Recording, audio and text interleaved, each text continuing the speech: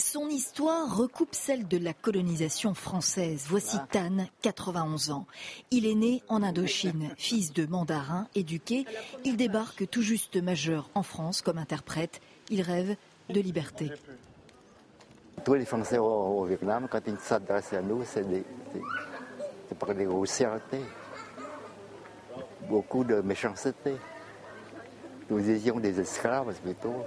Les autorités restent partout les mêmes. Tan le réalise vite. Il n'est pas plus considéré en métropole qu'il ne l'était en Indochine. Pour avoir tenu tête à son commandant, il passe plus de 3 mois dans le camp-prison de Badafié, à Sorgues. Et toutes les bimates, toutes les insultes, toutes les privations physiques et morales, on était traités comme des sous-hommes. C'est terrible comment.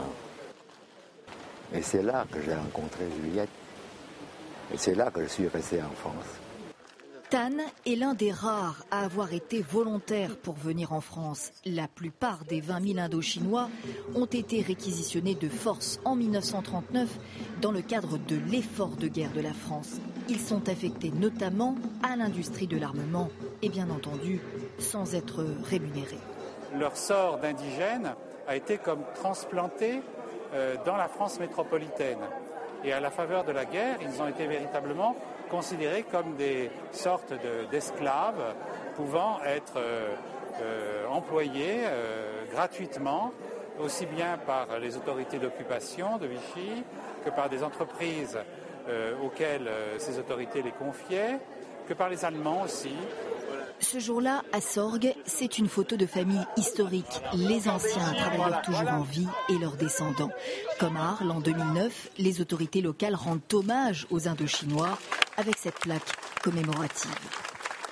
Je pense que ça fait énormément plaisir aux survivants.